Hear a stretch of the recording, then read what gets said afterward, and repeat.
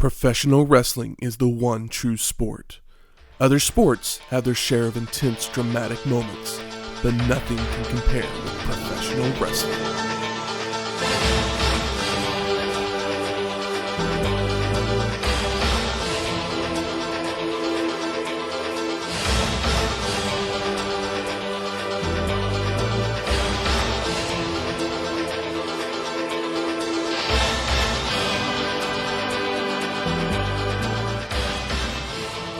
Welcome to Wrestling History X, where two friends get together and talk about the story behind the matches. I'm Matt. And I'm Michael. Welcome to episode 19, Clash of the Champions Uno.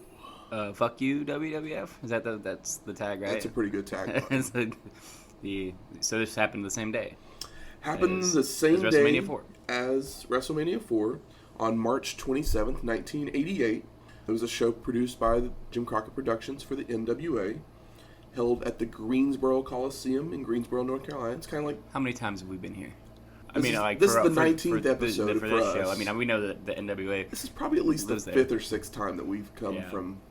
The show we're watching has come from Greensboro. It's kind of basically the headquarters for JCP at this point. So just as WWF had run... as Michael mentioned, it's run on the same day as WrestleMania 4. So just as WWF had done with the Royal Rumble on cable, while the NWA was running the Bunkhouse Stampede, Jim Crockett would return the favor by airing this show on TBS at the same time as WrestleMania 4, which we covered last week. The attendance for the show, about 6,000 people. But those 6,000 people count. Because that crowd is like the hottest crowd I think we've had. It's one of the hottest crowds that we've had. It's amazing. And it drew a 5.6 rating on television, which is one of the best ratings that WCW would pretty much, or NWA would pretty much ever get. Yeah. Put into context, some more fun facts for March 27th. We covered a few last week, and Michael even stole one. I didn't know. I didn't know you were going to do that. But that's part of the fun, because we don't talk ahead a lot. Though there is one talking point on this show that I did like specifically asking to do something. But we'll get to that. Oh yeah. The movie Biloxi Blues with Matthew Broderick. It was a Paul Simon written movie. I didn't see that one. It's basically I've never seen it either. Yeah. But Matthew Broderick's in the Army, and it's based on Paul Simon's early life. Huh. I know you're not going to probably know who this is. I do. I like one of those songs. But Jessie J, who's a singer, a couple of her more popular songs, Bang Bang and Price Tag. I know Bang Bang because Ariana Grande's on it. Ariana and Nicki Minaj are in that song. I think I like the chorus of that song. I like part of it. They're both... Or maybe I like the verse, I don't know. They're both really good pop songs. Yeah, I'm good. I'm down for a good pop song. I like Ariana Grande, either the verse or the chorus, never the whole song. And then the newer stuff doesn't really either have a verse or chorus. They're just kind of really boring trap beats. Kind of blends. Yeah, it's not really... It's pop, but it's not fun like it was for me. I can see that. I gave it a chance. I just always feel weird about Ariana Grande because she looks like 12, and so it's like... She probably still looks 12. Just weird. Just weird. But Jessie J, she was actually born on the same day as this show. Hell yeah. You think she watches wrestling? We found out that Cardi B does. So. Oh, does she? Is she going to sing the national anthem at WrestleMania next year? I hope not. So let's get right to the show. And we get some narration over video of our competitors for the evening. And I wrote this narration down word for word because... Is it really weird? I was watching it and I was like, this is fire. I literally sent you a text saying the opening of the show is fire. Oh, I thought you were talking about the amazing graphics of the belts and lightning. Well, that too. Because that's amazing. But the narration is Sting finally ready to knock Ric Flair off his throne and become the NWA World Heavyweight Champion. And then we get a version of Law and Order's Doink Doink in between. What is that? The doing doing. Oh, okay. But there's this sound, and it was just that's amazing. It's they use that in Law and Order, I guess. I don't ever really watch Law or any Law and Order. Next line is, question. With Dusty Rhodes hit their side, will the Road Warriors take revenge on the men who brutalized them? Ivan Koloff and the Powers of Pain. Doing doing. Question. Are wrestling's new breed of gladiators equipped with what it takes to be victorious on a day when anything goes? Doing doing. There are many questions, and the time has finally come to find out the answers. Now, Superstation TBS presents Clash of the Champions. I was popping so hard for this opening. I remember watching it and being like, hey, they actually like built some story stuff up at all, even a little bit. Just a little bit. Yeah, which is like a big step for the NWA. Yeah. And then we see each of like the belts that are in the NWA. It looks amazing. The World Heavyweight titles, the big gold belt. Yeah, big gold. Television Championship, the tag team titles, even the Western States Heritage Championship comes floating by on the screen. Yeah, they're and like spinning. Right as it gets almost to the very, it gets electrocuted. Yeah, it's fucking gorgeous. I was just like, this is the best start to a show ever. It was, as far as like graphic and voiceover, it was they got you pumped up, and that crowd didn't probably see it, but crowd probably didn't see that. But yeah, it would have helped them even more because they were super pumped up for this entire show. We then get Tony Schiavone welcoming everybody to the show, and he has Bob Caudle with him. They start talking about the board of directors is going to discuss the situation with Dusty Rhodes, Magnum TA, and Jim Crockett that we saw yesterday. And they just leave it at that. What did we see yesterday?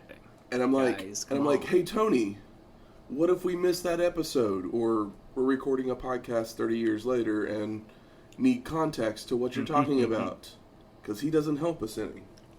We then go to Jim Ross at ring interviews, and we head off to our first match. Precious versus Mike Rotunda with Kevin Sullivan in a college.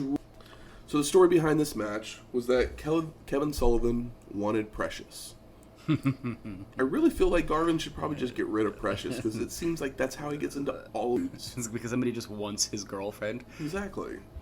Sullivan would end up stuck and taunt her with papers in his robe, but it's never revealed. Like that's what I read, was papers in his robe, and it's never revealed. Or is he like trying to serve her? Like, are we serving paper? Yeah. Are we trying to act like papers in the robe are like an extension of your butt? Like, I could not find anything about this papers in the robe thing, but I was just like, it's so weird. Yeah. So college rules, what that means is instead of a traditional 3 count on a pin, all it takes is a 1 at the pin, and we're going to have 3 5-minute rounds with a 30-second rest period between each round. Hey, you also caught the girl in the crowd with the Jake shirt on. So there's a girl in the crowd with the Jake the Snake Roberts shirt on, and I was like, that's cool. It was a cool shirt. Just to make people change their shirts when it's someone that's not in your company. Oh, that's silly. I still don't believe that that's true. Playa, Teddy Long with hair. Teddy Long with hair on the back of his head. Yeah. So this match starts, and we get Garvin with a pair of hip tosses and a scoop slam. Goes for the pin, but Rotunda rolls out of the ring. A reversed Irish whip by Garvin, and then a back elbow to put Rotunda down. The ref keeps getting in between the two men, and then Rotunda slams Garvin throat first into the top rope. Rubber band slam. It was a rubber band slam. I forgot that from last week. Rotunda Irish whips Garvin into the turnbuckle and then charges in with a clothesline to knock Gorgeous Jimmy to the mat. Rotunda goes for a pin, but Garvin rolled over so that his shoulders were not on the mat. Rotunda tries to roll him back over, but can never get the second shoulder down, and time expires on the first round.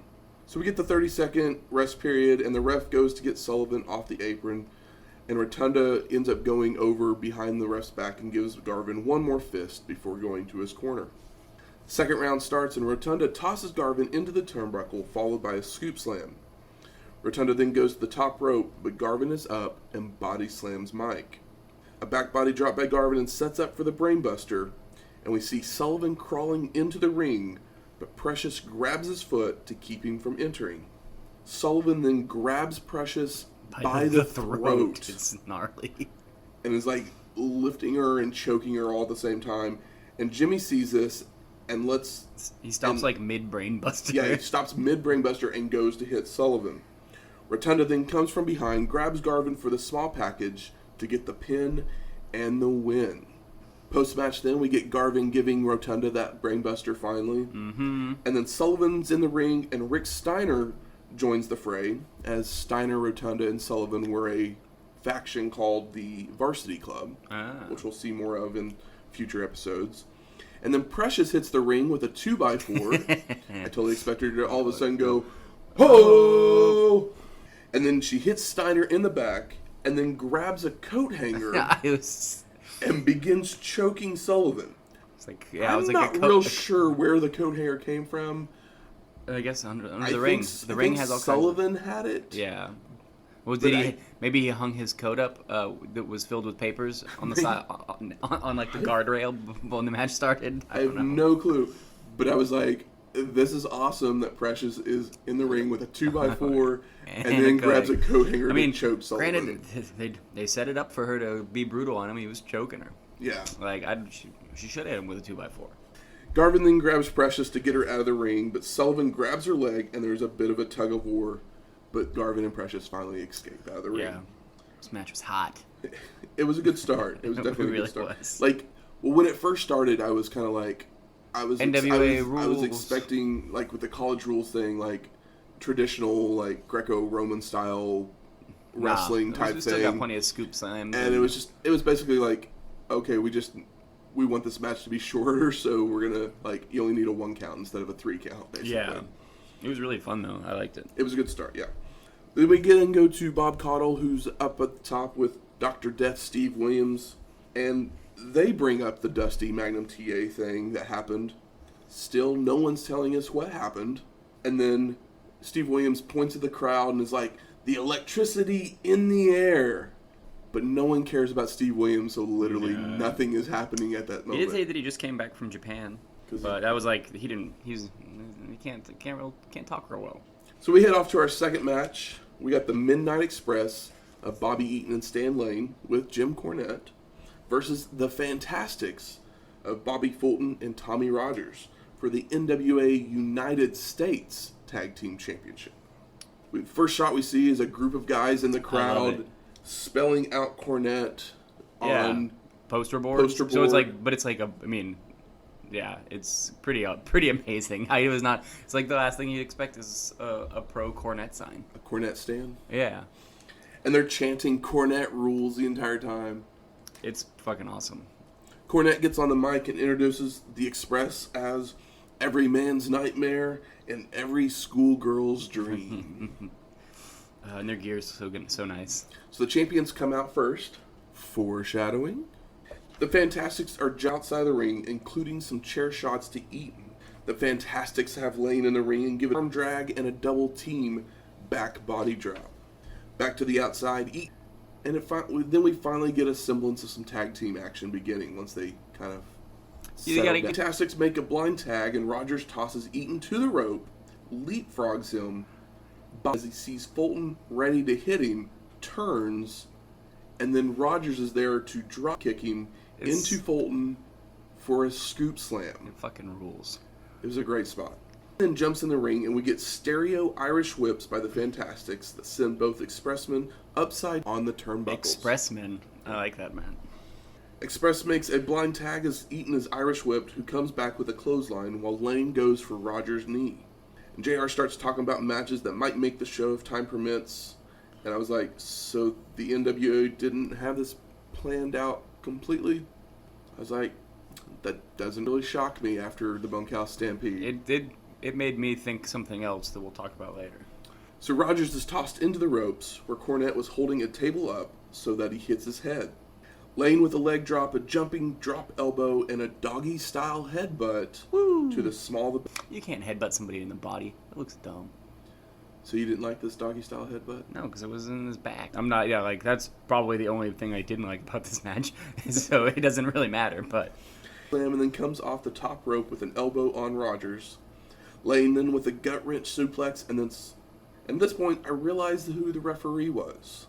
It's Randy Anderson, who we'll see more of as we go on, but the only reason I remember is because he has this classic moment during the NWO days when something happens and his reaction is just like, it's priceless. Is it like the finger poke? I think it was the turn. Oh, okay. Yeah. Like the Hulk turn? Yeah, the Hogan turn. Rogers then hits a sunset flip after an Irish whip by Lane, but the ref is messing with Fulton, who keeps walking away from his corner. And Eaton gets in to break it up, and then Lane hits a kick to the back of the head. It's almost like what we see from Will Ospreay with the Marufuji hook kick. Yeah. And then Rogers is tossed to the floor, and Eaton slams him, bulldogs him onto a table. We get a step-toe hold from Lane, and then a jumping elbow drop from Eaton. And Rogers fires up with some punches to both expressmen, knocking Lane down, so the ref checks on him while Rogers jumps to tag Fulton in. But the ref doesn't see it, so Anderson isn't allowing it. Cornette's jumped into the ring and hits Rogers with the tennis racket, and Fulton tosses the ref over the top rope. Fulton then joins the fray when Eaton grabs him so Cornette can hit him, but Fulton moves and Beautiful Bobby takes the shot. Fulton helps launch Rogers onto Eaton for a splash, and a different ref, Tommy Young, is there to count the pin and the win. But no! Randy Anderson's back in the ring and is saying, Fulton threw me over the ropes. They're disqualified. Stan Lane ends up drop-kicking Rogers out of the ring, and Anderson raises Eaton's arm. More brawling starts happening between the two teams. Both referees get whacked by Cornette. Midnight Express ends up hitting Fulton with the double-team flapjack and begins whipping him with Cornette's belt. Rogers gets in the ring with the chair to finally clear the ring, and Cornette gives one more racket shot to a ref as the Express leave ringside. This match was fire. It was like, so good. It was like everything that you want out of a tag match. The only bad part was the disqualification. Yeah, the DQ. It's like because it went like I was so hot for this match and went into it with the DQ. I was like If I could just have a pin, because there's no like this is like the greatest match of all time that ends in a DQ. It's probably one of the better matches that we've seen. Yeah, this is fantastic, and I highly suggest searching it out. This is episode 19. I would say this match is definitely in the top 5. Yeah, easily. And it ends with a DQ. So yeah, which is super unfortunate. Like if it ended with like a pin, clean win, or a title change, like then it would probably be like in the 2s or 3s, yeah. 1s, 2s, and 3s. Possibly, yeah. So we're back. We're with Bob Caudle. And he mentions that they're setting up the barbed wire around the ropes for the next match, and then cuts to a video package meeting some of the celebrities at the show. Barbed wire on television. And when I say celebrities, I really just mean Ken Osmond, who plays Eddie Haskell on the new Leave It to Beaver show. He also played Eddie Haskell on the old Leave It to Beaver show. But he meets up with Jim Cornette in this video package, and they keep talking about Cornette's mom. Like, I'm sure it was some kind of Leave It to Beaver joke. Cornette's the mama's boy. That's the thing. But I was just like, I no clue what we're talking about, and was just kind of like, I'm good with. Hot take here: everything in the ring is great. Everything outside of the ring, not so much on this show. Because then we get Bob Caudle with Gary Hart and Al Perez, and they start talking about a baseball bat and Dusty Rhodes. So they're bringing up this Dusty Rhodes thing. Still, no one's telling us the whole story. Yeah. Hart says he invented the dirty deeds.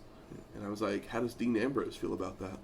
Well, I mean, probably stole it from him. He probably really likes AC/DC. He looks like an AC/DC guy. Looks like a rocker. Gary Hart totally looks like a rocker. Oh yeah, he looks kind of like a weird pentagram goth boy. Yes. I was like, all right. Bob Caudle then promotes the Crockett Cup that will be happening soon, which we're not going to cover because it wasn't a pay-per-view. Oh, yeah. And then Francis Crockett tells us the top 10 seeds in the tournament with absolutely no enthusiasm. Yeah, it's like, why didn't... You could have had anybody do this. Yeah, It would have been... You could have had a fan do it, and it would have been better. Yeah. It was like... the Road Warriors, the Fantastics, the Midnight Express. It was just like, thanks, Francis. Yeah. Cool. Moving on to our third match, we got the Road Warriors of Animal and Hawk and Dusty Rhodes with Paul Ellering versus the Powers of Pain, who are Barbarian and Warlord, and Ivan Koloff with Paul Jones in a Chicago street fight barbed wire match. So the story behind this match was that the Powers of Pain and Road Warriors were both powerful teams. So they had a bench press contest to prove who was stronger. Did they talk about this at all? Well, at the very beginning, the video where with the narration and everything, you see them fighting around around some workout equipment. But that's really it. Like literally, that's it. Okay. No wonder this was news to me. Yeah. And so the two teams would start brawling, and Animal would have his head rammed into a stack of weights, suffering an eye injury. No good. You don't need two eyes to wrestle, but it's probably pretty helpful. So this is why Animal has a goalie mask on when he comes out to protect his face. Also, Dusty actually had Road Warrior paint on his face as well. Yeah, that was pretty cute. And as soon as Powers of Pain and Koloff gets in the ring, it turns into a brawl. We see Hawk dropkick Warlord, Animal's raking Barbarian's head with the barbed wire. And actually, when I saw this, I was like, Animal kind of has an advantage here because he has his mask on, so his face cannot be raked across this barbed wire. Yeah, and I don't think anybody's going to get their face raked across the barbed wire. I mean, that's technically what he was doing with Barbarian here. Yeah. I mean, it doesn't do anything to his face, but kayfabe, that's what he was doing. Animal then rolls out of the ring to go after Paul Jones, and Barbarian's rolled out of the ring to follow him, and Animal tosses him into the ring post. Tony says this match is to one fall, but there's not a ref in the ring at this point. Yeah. Hawk then press slams. Who needs a ref when you've got like 6 big guys? Just one more person to take up room. Yeah. Hawk press slams Koloff, and then a leg drop, and we see Dusty and Koloff are busted open, which both of them probably, you just look at them wrong and they bust open. Yeah. Rhodes with the roll, with the Dusty roll and the double punch, and then an Animal on Warlord, and then the Barbarian comes off the top rope with a headbutt to hit Animal. The Road Warrior moves and ends up hitting Warlord instead. Randy Anderson covers Warlord for the pin and the win. So post-match, and begin pounding on the eye. And Koloff is whipping Hawk with the chain, and up who hits Koloff, and Hawk grabs the chain and helps clear the ring. We then go to Tony and JR. They're talking when some dudes are previewing the matches yet to come. And then we get Bob Caudle with Nikita's suit and tie. He looks good. I like it. But he's still growling, so it's still kind of hard. I did pick up that it sounds like he's an anti-drug spokesman at this point. He sure is. That's one of the many things they didn't leave to your imagination. Is that his them trying to make him like their Hogan, Ichi Vitamins? I have no clue. I was just like, what? Like, I didn't know where this promo was going, and then they start talking about the Dusty thing.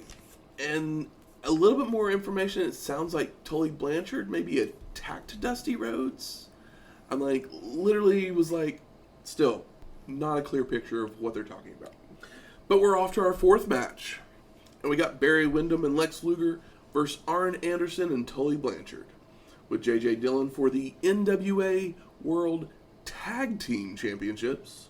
And the story of this match was that Luger had been feuding with the Horsemen ever since he had left the group, and Lex befriended Windham, who had also been having issues with the Horsemen, so they teamed up to take them down. So why did Lex leave the Horsemen? At the Starrcade that we just watched in Starrcade 87, J.J. Dillon threw the chair into the ring, and it caused Lex got DDT'd onto the chair. Yeah. So there was that, and then at the Bunkhouse Stampede, J.J., Lex, Arn, and Tully were in the ring at a qualifying match for the Bunkhouse Stampede, and JJ was like, hey, you guys get out so I can win. Yeah. And Lex decided, nope, I'm good, destroyed JJ Dillon, and won the match. Yeah. And basically started his turn against the Horsemen. So the champs are already in the ring. Bum, bum, bum. Foreshadowing. Match starts and Luger pushes Tully down and flexes, but Arn comes in and the Horsemen double team Lex. The Horsemen Irish whip Luger into the corner, but Lex comes out with a double clothesline that Arn ducks.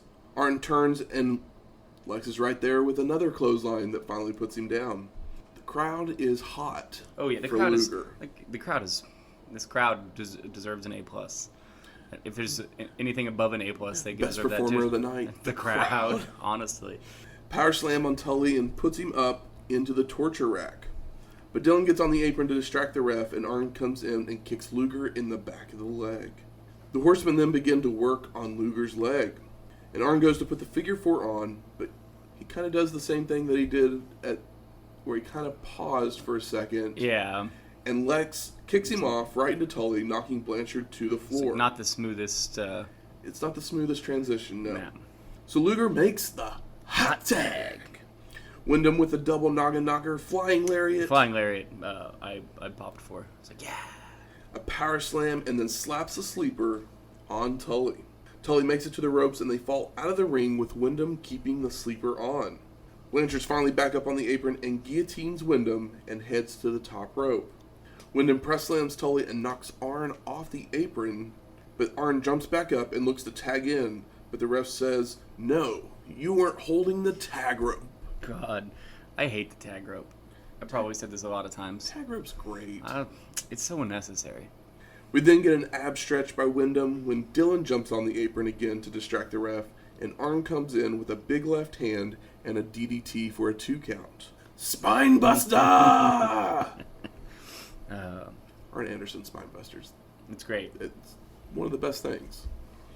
Windham then comes off with an Irish whip by Tully with a crossbody for a near fall. And another Irish whip, but Tully stumbles backwards and the two men hit heads for a double KO spot. And then we get a fun chain wrestling bit here where Tully snapmares into a headlock, but Windham reverses it into a head scissors, and then Tully flips over with a jackknife pin attempt that Windham bridges out of into a gut wrench suplex. It's a thing of beauty. It was awesome.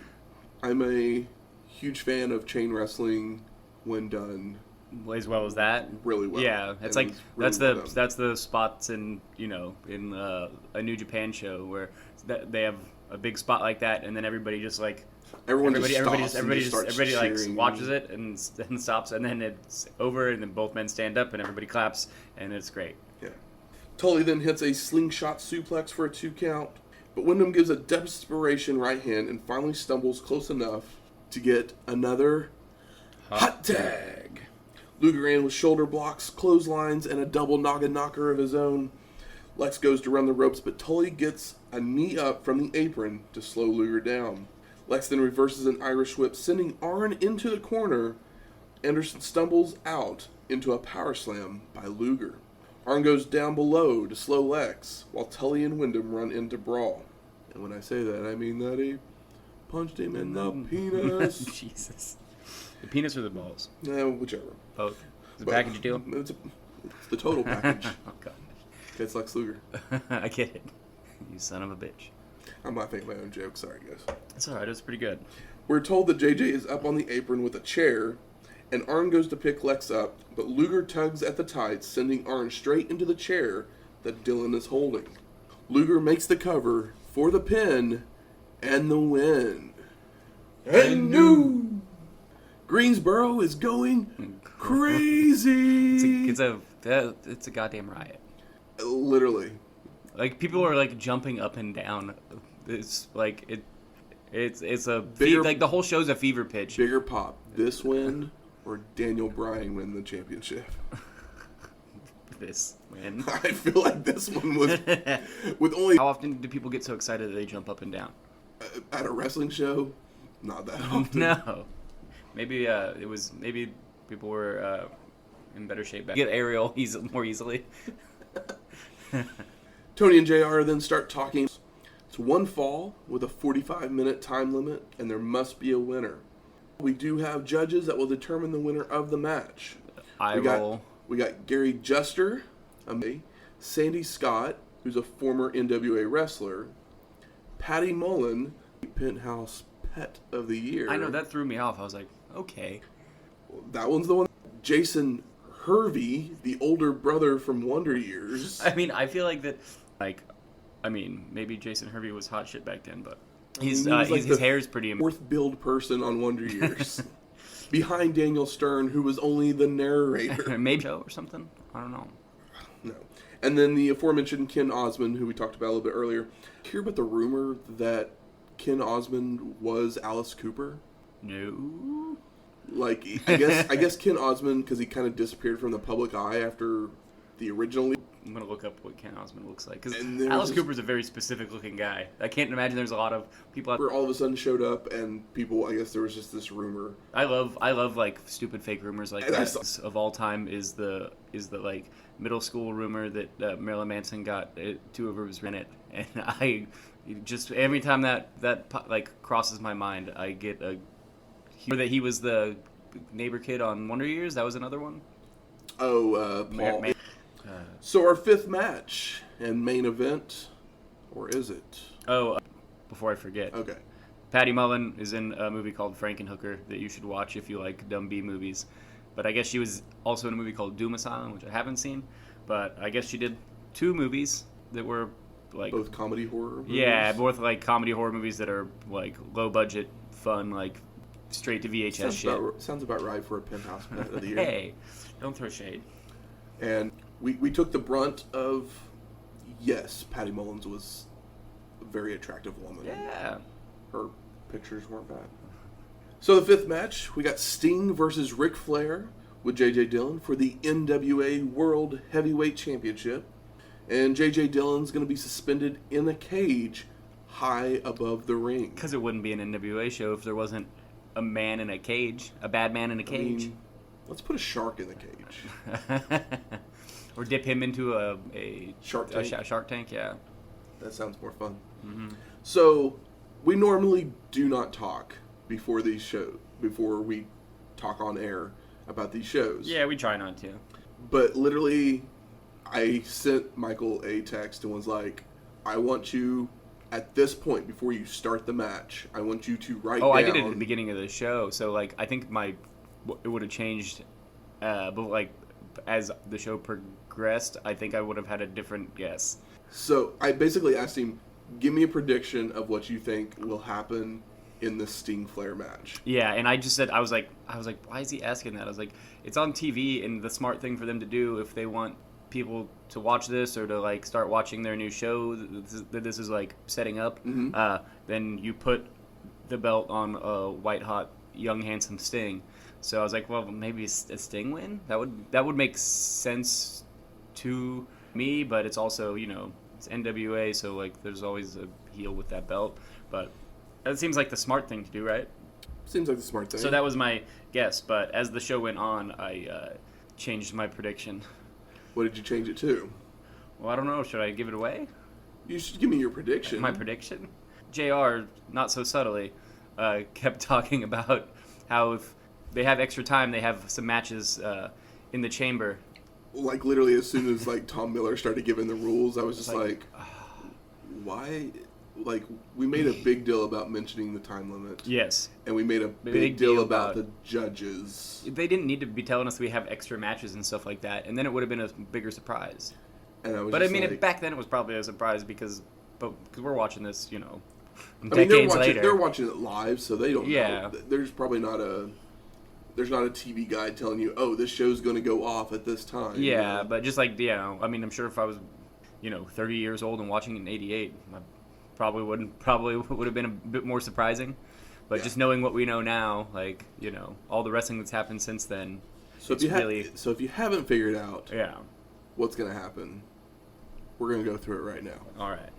So the crowd yells the woo with Flair, but then yells even louder with the Sting scream. After a test of strength that has Sting in control, Flair with a chop that just fires Sting up to give an arm drag and a drop kick that makes Flair roll to the outside to regroup. Flair back inside the ring, running the ropes, and Sting with a pair of leapfrogs and then a press slam. And then Sting jumps up and gets a head scissors takedown on Flair. And we have 40 minutes left. Also, Herb is barely watching the match, and he's just him and Patty Mullen are just chatting it up this whole match. If you were Jason Hervey and sitting next to a penthouse pet, wouldn't you be chatting her up too? Jason Hervey doesn't give a shit about Sting. We'll find out maybe why here in a little bit. Sting puts a headlock on, and you can see a red spot on Sting's chest where Flair keeps hitting his chops. Yeah. It's like not quite busted open, but just like the knuckle prints and everything. It was kind of cool. More arm drags and a drop kick from Sting, and we get the Flair flop. Flair tosses Sting through the ropes, but as quick as he went out, he was back in. Sting got Flair in the corner and starts giving right hands and a snapmare into a headlock. And JR says a line here, I bet Patty Mullen is used to seeing such action, but this is real action. And I was like, this is JR. 2 shows in a row, JR, that you've made a very inappropriate sex joke, and I don't think you meant it as a sex joke. Yeah. Flair then keeps rolling Sting over from the headlock into a pin because he has a grip on the tights. Keeps getting like a 1 or 2 count, but finally the ref sees the grip on the tights and makes him break it. And we have 35 minutes left. Yeah, I mean, Sting looks like a goddamn god. Is this like so awesome? Also, why would they put why did Sting wear makeup on his face if he was like that handsome? It's like this is silly. It's just a gimmick at the time. I know, but he's like, why cover that face? It's not like. Yeah, he doesn't have like a Lex Luger face. Like Lex Luger's not particularly handsome in my opinion, but Sting looks great. I don't think anybody was looking at Luger's face. Yeah, I don't think so either. They were looking at the total package. Yeah. Flair then hits a shot to the ribs to catch Sting off guard, and Sting with a trio of kicks Irish whips Flair and into a gorilla press slam. We get another Irish whip and Sting slaps on a bear hug. And I actually wrote first bear hug we've seen in a few weeks, but that's wrong. Yeah. Because we saw one last week at WrestleMania 4 during the Demolition match. And we got 30 minutes left. Stinger goes for a jumping elbow drop, but Flair moves. Irish whips Flair into the corner and goes for another elbow, and Flair moves again. Sting going for the punches in the corner, but Flair counters with an inverted atomic drop. Which also, I don't know if you noticed, but in the NWA, it seems like they only go to a 5 count on the punches in the corner. While in WWF, they were going to 10. Really? If not 11. Because Sting always quit at 5. Really? I feel like that they do more than 5. Or is it just like dependent on the guy? I literally thought I only saw. I know Sting only went to 5. Yeah, he never did the full 10. Oh, definitely. Like I was expecting. I mean, in earlier shows, like earlier NWA shows, I feel like sometimes they would just do like 7 or 8. It's like there wasn't really any rhyme or reason until like the crowd starts counting, and then they're like, okay, we should keep going. Yeah, it's like this gets a reaction. Flair then drags Sting to the outside and whips him into the guardrails. And once they're back in the ring after some chops, Flair whips Sting first into the turnbuckles multiple times, back of Sting. We get multiple jumping knee drops and then rakes of the back because it's back scratcher. Yeah, and Flair is in complete control, and we have 25 minutes left. Grabs the chair away. Flair with some chops, but Sting starts screaming and no-selling. Sting with a big right hand to send Flair over the top rope, and it was momentum that carried Flair over, so it's not a disqualification. I know you'd like that one. Sting goes for the clothesline, but Flair moves, and Sting hits the ring post. He's firing up to punch. Sting's got that fighting spirit. He's like, grrr, with that fist, right closed fist, which allows Flair to pull Sting down by his rat tail. Sting hops right, punching away, and we get an arm drag and a clothesline, 2 count. Flair and Deathlock, but they're too close to the ropes. 20 minutes left. Flair fought, and Sting covers, but Rick gets his foot on the rope. An arm drag and over the top rope to the floor. Flair guillotines Sting, but Sting no-sells crossbody. Sting no-sells a lot. He does, indeed. Shin breakers, and Rick starts working on Sting's legs. We also get a back suplex. Flair gives another woo, and locks on the figure 4. Pretty awesome. Screams at him, and then rolls it over, because we know that is gold. Flair, once they get back up from the figure, why did they break the figure? Yeah, because like Sting flipped it back over, and I feel like that it just kind of... Well, because Flair's going to release the hold because all the pressure's on his legs. Yeah. Flair's on the apron and goes to attempt a suplex over the top rope, but Sting reverses it into the ring. Sting attempts a splash, but Flair gets his knees up. And then Sting puts Flair in an abdominal stretch. And we have 10 minutes left. I love it when somebody like comes off the rope right into an ab stretch. Just everything, all the momentum just like stops, and it makes it look like it hurts. Flair escapes out of the ab stretch with the hips. And then Flair goes to the top rope, but Sting press slams him for a 2 count. Yes, he's like Sting's fed up. He's like, why won't this guy go down? So he starts doing some heel shit. Sting lets it go for some reason and begins yelling at J.J. Dillon high above the ring. Yeah, I know Sting at some point yells like, "You know how to party or what?" It's like, was he talking to just the crowd? Like, be like, "Yo, you guys are lit." I have no. Sting then starts working on Flair's leg, and then tosses Flair to the turnbuckle, and we get the Flair to the floor. And JR says he's never seen anything like except for every match that Flair does. Every Ric Flair match. Work again, JR. Sting then slams Flair's head on the judges' table, and then on the ring post, and then falls over the guardrail. Bum, bum, bum. Flair climbs up the apron and gives a shoulder block to the gut of Sting, and then attempts a set flip. But Sting stays up and punches down. Yeah, Sting's just like, nah. I don't think. Sting again with the punches in the corner, and Flair comes out with an inverted atomic drop, but Sting knows the pin, but Flair gets his foot on the ropes again. An Irish whip to send Flair to the turnbuckle, and Sting goes for a Stinger splash. But Flair moves, and Sting goes sailing over the ropes. Sure.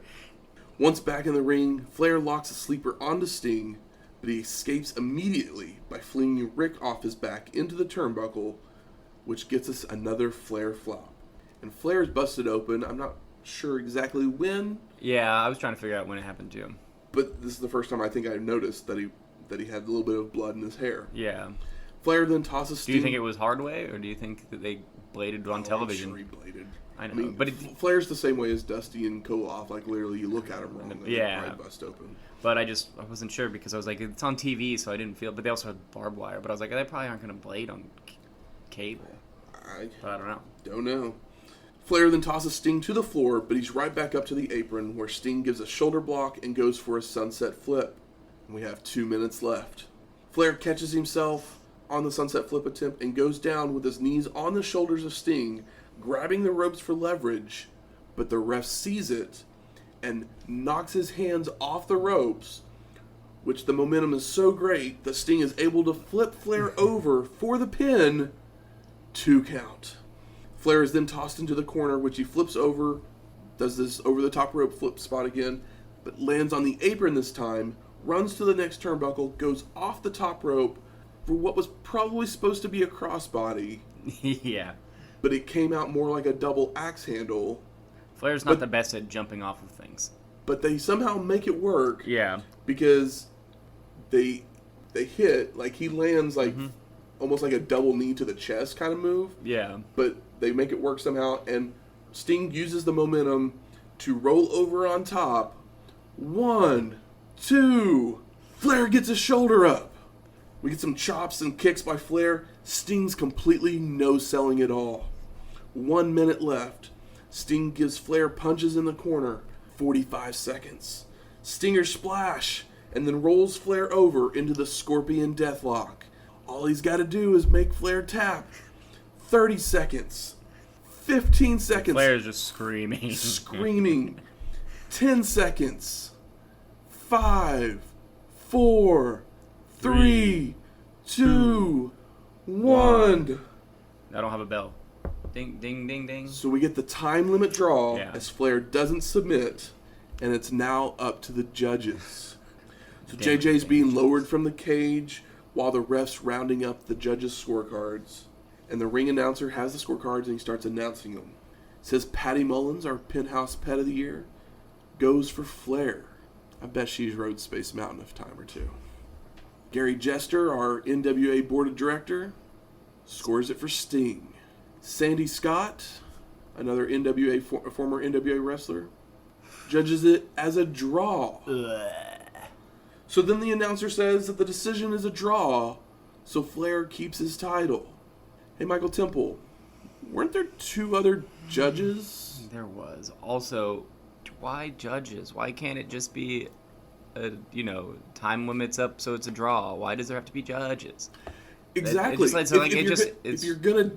If the match has to have a winner, and you're gonna do this judges thing, and then it's a draw. It needs to be Flair needs to win the scorecards to keep the belt. Mm-hmm. I'm like, you can't be like, nope, it's a draw. Also, if you do that, then everyone can do the thing where it's like, Sting was robbed, blah blah blah, because like Sting is obviously the. This is a star-making turn for. Yeah, it's Sting. Like Sting looks. They make him look amazing. Like he no-sells. Like Rick really does a great job of like letting Sting be the man. This match was fucking fantastic. I mean, it's if just you think the end is. I literally just thought of this, but the parallels between this and WrestleMania 4, even though they're on the same night, and you kind of have the biggest star in the company, helping put over the new young guy. Yeah. In this show, though, the top guy keeps the belt. In the other show, but he still puts over. Well, the belt was vacated in the other show, but that's just because Hogan still was. He was being like cheer for Macho. He was helping pump the new top guy up, basically. That's kind of where I'm at in the parallels. Yeah, totally. So we go to Tony, JR, and Bob. They recap the evening and say their goodbyes, and they also talk about the Dusty thing again, but they still don't tell us what they're talking about. But do you know what they're talking about? I do. Can you tell me? I let us know, man. Like I say all the time, I write my notes as I'm going, and I was like, I'm hoping this show tells us what the heck they're talking about. Giving the show the benefit of the doubt before you look it up. Yeah. So the story behind this Dusty Magnum TA thing, it's actually kind of interesting, and if you can go out there and find the video probably on YouTube of what this is. It's not a match. Okay. So Magnum TA is being interviewed by David Crockett the day before Clash of the Champions. And Magnum, if you remember, had been in a car accident a couple years earlier, ending his career. So, he's not in great shape. But when he does come to the ring to second someone, such as Dusty or, whoever, he would regularly bring a baseball bat with him, basically as that's the only way he's going to be able to help anybody. It's not like he can do any wrestling moves at this point because he's so badly hurt. And during this interview, he would bring up his greatest victory, the I Quit cage match at Starrcade 85. Oh, the bloodbath? The bloodbath. Oh, man. And this would bring Tully Blanchard out, along with J.J. Dillon, to interrupt the interview.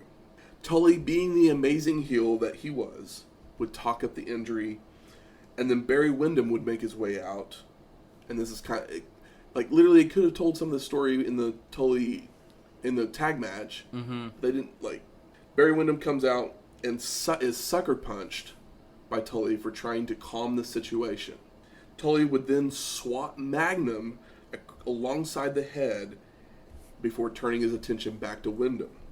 Then all of a sudden, in a blur of rage, Dusty Rhodes comes flying onto screen, swinging a bat at Tully. I need to see Dusty in a fit of rage with a baseball bat because that sounds pretty scary. Many backstage officials come out to break up the fight, including Jim Crockett, who jumps on Dusty's back to slow him, and Dusty would accidentally hit Crockett with the handle of the bat as he reared back to hit Tully.